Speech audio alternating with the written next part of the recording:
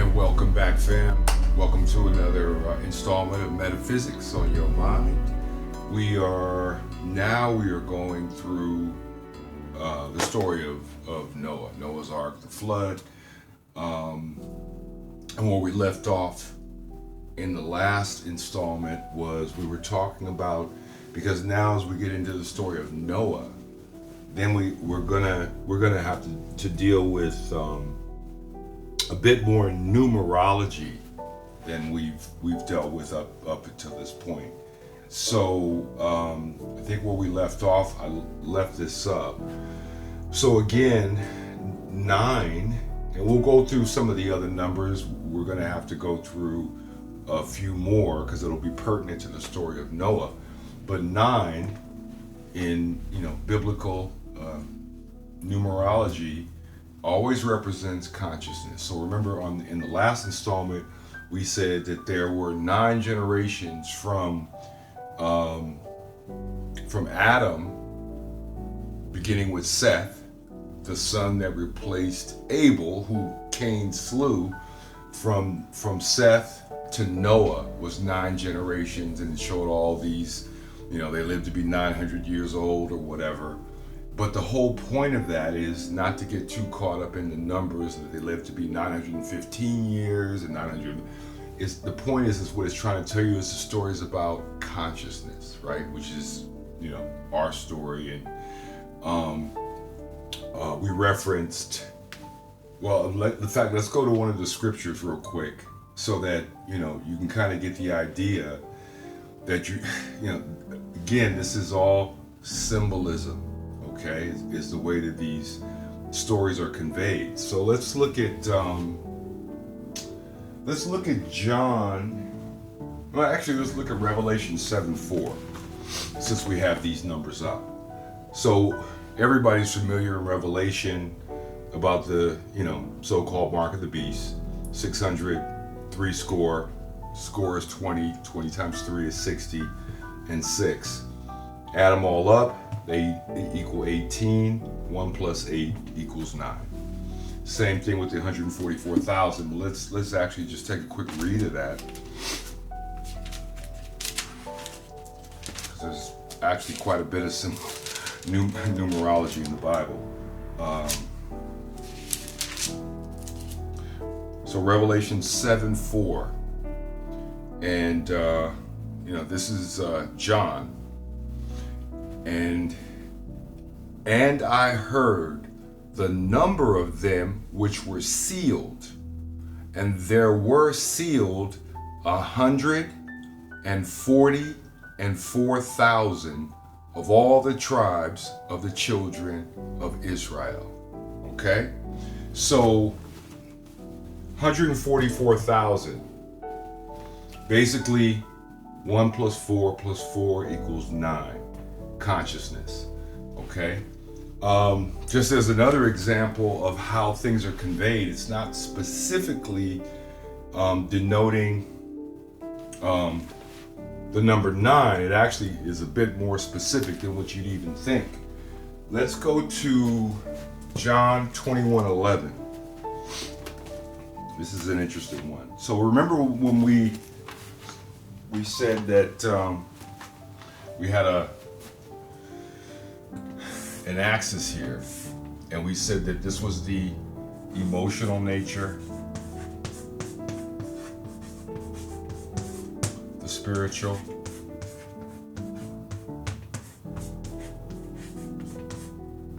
the physical,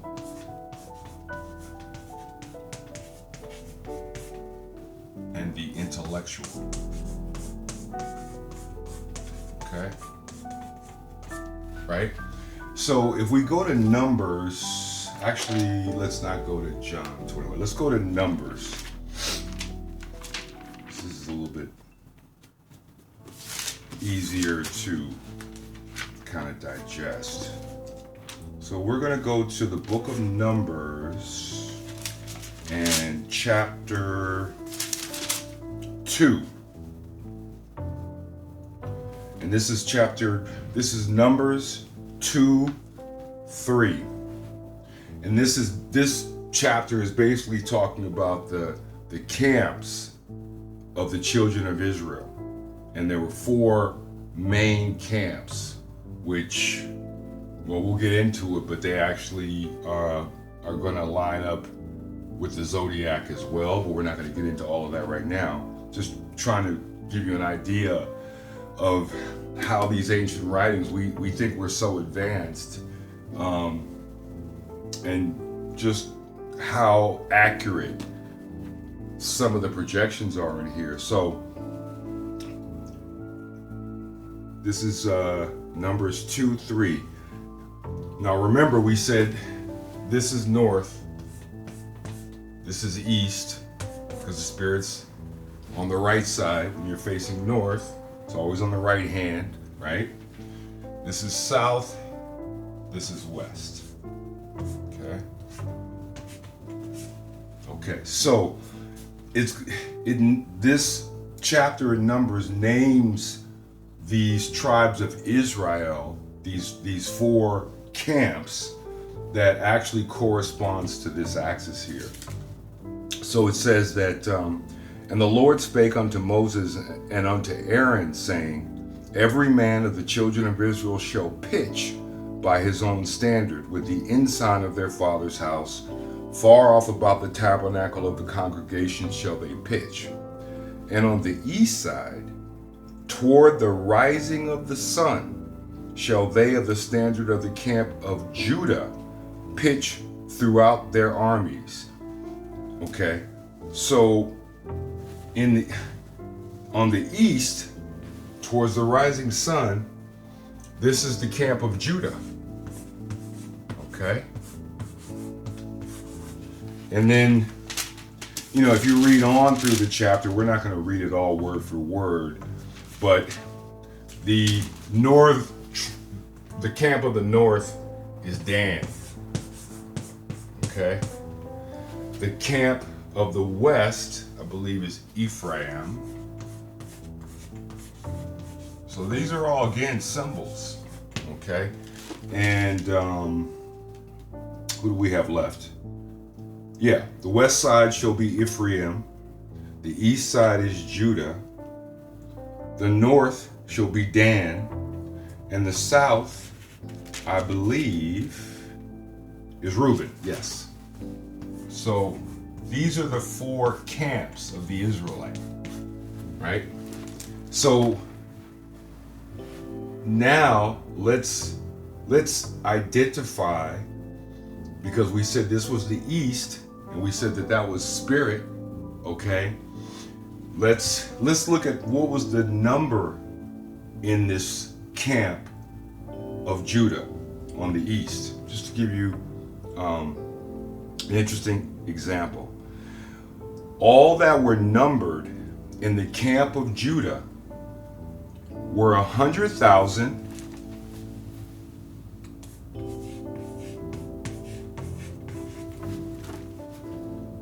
and 80,000. So remember, a score is 20. 20 times 4 is 80. So that's 80,000 more. And 6,400. So add 6,000 and then add 400. Okay, that's the tribe of Judah, which we say is the spirit, or the east, or the right hand. Let's add all this up. 100 plus 80,000 is 180,000, plus 6 is 186,000, plus 400.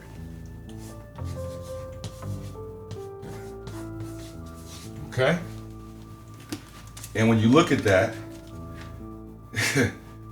186,400 is the constant speed of light. 186,400 miles per second. So what is that telling us? In code, by giving us this number that 999 of 1,000 people are not going to pick up, this is telling you from a book, thousands of years ago, that this is the camp of light. This is the spirit. 186,400. So there's all kinds of back and forth with codes and numbers, but that's just, a nice example of how, if this is the speed of light, then of course this would be the camp of light, right? The spirit. All right, so let's move on.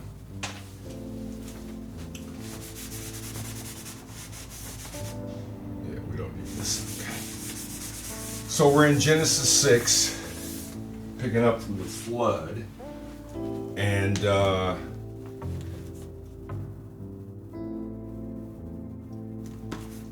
let's go to Genesis 6. So I'm just going to read through, and we'll kind of take notes as we go through of things of points that are notable. Genesis 6:1. And it came to pass when men began to multiply on the face of the earth, and daughters were born unto them, that the sons of God saw the daughters of men that they were fair, and they took them wives of all which they chose. And the Lord said, My spirit shall not always strive with man, for that he is also flesh. Yet his days shall be 120 years. There were giants in the earth in those days, and also after that, when the sons of God came in unto the daughters of men, and they bare children to them, the same became mighty men, which were of old, men of renown. Okay, let's stop there. So that was Genesis 6:1-4. So what is this sons of God? So sons of God. Okay, we have the sons of God, and then these sons of God saw the daughters of men that they were fair, and took them wives. So we have sons of God, and we have daughters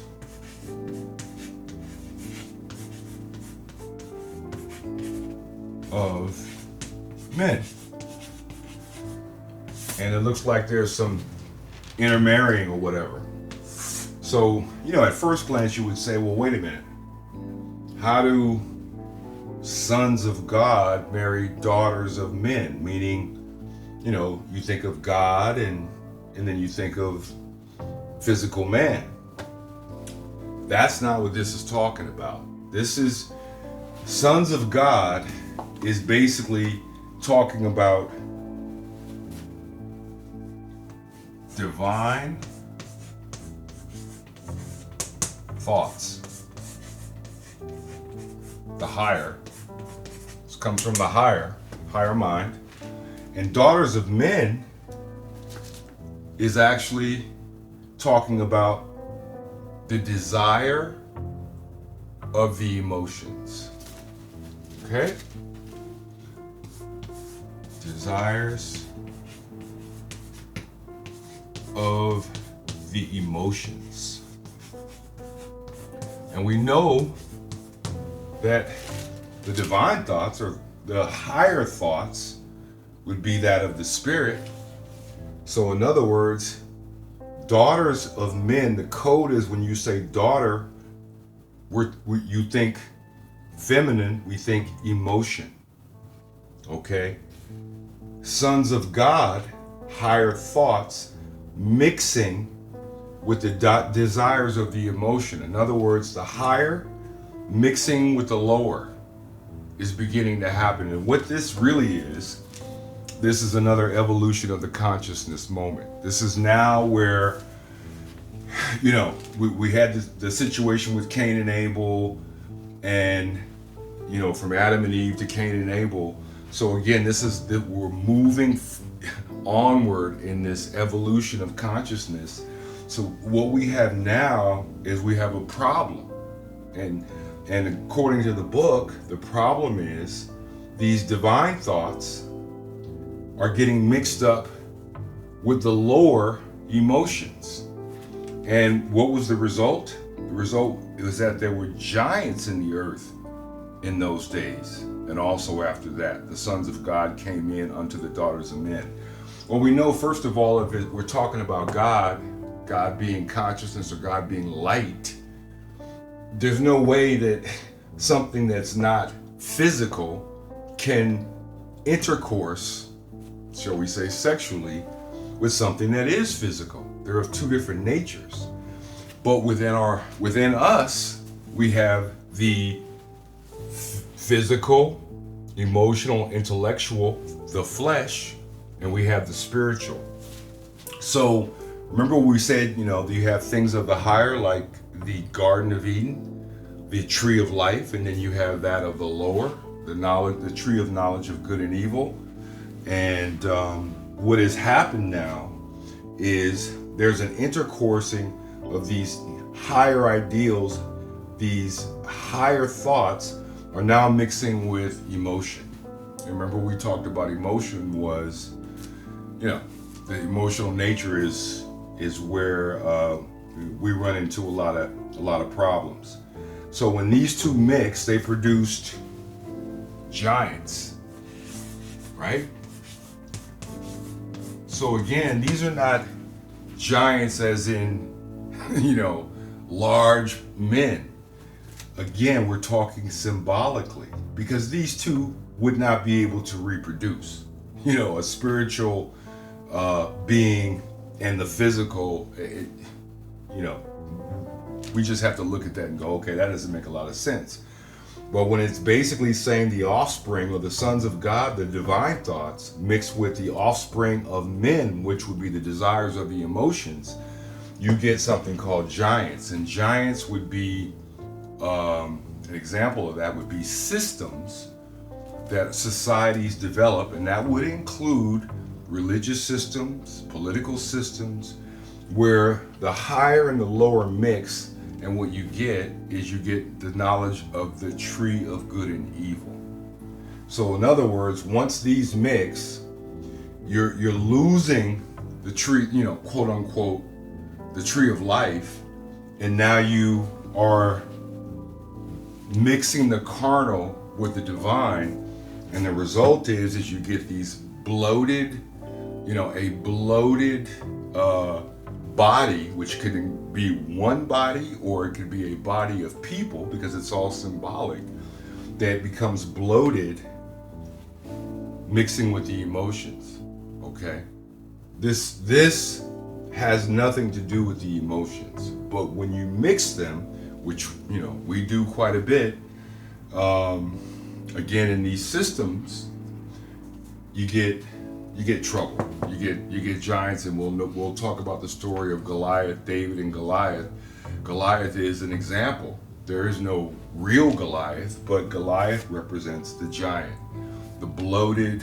Again, it could be a system, a belief system, a governing system, a religious system. But when you mix these two, you're going to have problems. You're going to get the mixed bag again, but it just on a grander scale. Right? You get the mixed bag in your mind when you mix them, but when you multiply it throughout the collective, throughout the population, then you get huge systems that have a tendency to not always reflect the highest good of the people, right? It's a system. So that's what this is talking about, is now the mind is mixing these, right? Okay, and then as we keep reading on, how do we know that? Because the very next verse, Genesis 6:5, and God saw that the wickedness of man was great in the earth. And remember, the earth is actually the mind in this context, right? So the wickedness, the mixing of all this stuff is now creating problems in the mind. And of course, it's talking about the individual. But then again, once again, we multiply it out, and you see what you get. So God saw the wickedness of man was great in the earth, and that every imagination of the thoughts of his heart was only evil continually. Okay, we're not going to read all of this. And the Lord said, I will destroy man whom I have created from the face of the earth. That's Genesis 6:7. Both man and beast, and the creeping thing and the fowls of the air, for it repenteth me that I have made them. But Noah found grace in the eyes of the Lord. These are the generations of Noah. Noah was a just man and perfect in his generations, and Noah walked with God. Okay, we're going to stop there. That's Genesis 6:9. So now we have, after the description of, the sons of God, the daughters of men, on the surface, if you read it literally, intercoursing, producing giants, which is not what it's about. Then we get the introduction of Noah. Okay. So as we move forward, we're gonna, we'll jump back into it in the next installment. But again, as we discussed before, what we propose is that the characters that are in this book are actually aspects of you. They're a reflection of you. We're going to see as we move through it. Because actually, what does the word Noah mean? And we're going to see, in effect as we go through the story. But the name Noah means rest. Didn't we just talk about it in meditation in the prior installment about resting? It felt like rest. All this stuff that's besieging us, all this, all these different thoughts, and not all thoughts are bad. We know we have positive thoughts and negative thoughts. But again, that's the knowledge of the tree of good and evil. It's a mixed bag, okay? So Noah means rest, and when we go through the story, you'll see that that's what it's about, that we all, you need to have a rest. And what's the rest from? It's not just, from your job or from your home or whatever. The place of rest is actually yourself. The mental activity we talked about meditation. Noah is about rest, and the flood, as we move forward, is basically baptism. Okay, baptism that you know about, maybe in your church or your religion or whatever. That's what this story is about. It's not about an actual, flood that destroys the whole earth and, 7, 8 people or whatever, they make it and everybody. No. But we'll go through it as we move on to the next installment. But the point we want to emphasize is, the mind now, the complexity of the mind is becoming of such a problem that God repents that he created man. And now he's going to destroy man. Well, why would he destroy that which he created, okay? And what this is all metaphorically talking about is the mind. The mind becomes corrupted, and then the mind needs to be cleansed. And the story of the flood and Noah is about finding a place of rest and being cleansed of all the stuff that we talked about. And again, we'll see that, the numerology follows through. And number 7 will become important as we go through the story, and it's going to be referring to the 7 chakras of the body, which we'll go through in the next installment. All of this it's all symbolism. It's all metaphor, allegory, and parable, but for a reason. Okay, it's not that it's, a fairy tale to be discarded once, you're 12 years old. That's not what it is. Okay, so you have to keep that in mind when you read this externally. It sounds like this produced some kind of overblown giants. Well, it does, but it's symbolically. That's a system, not an individual person, although you can look at what how the ego can be bloated. when one gets some, higher knowledge, but then uses it for lower purposes. Okay, mixing the desires, which is of the flesh, with that of the spirit. Okay, so we'll pick it up on the next installment. Once again, thank you for everybody that's subscribing and giving us a thumbs up. We really appreciate that, and we'll pick up the story of Noah in part 3. Peace.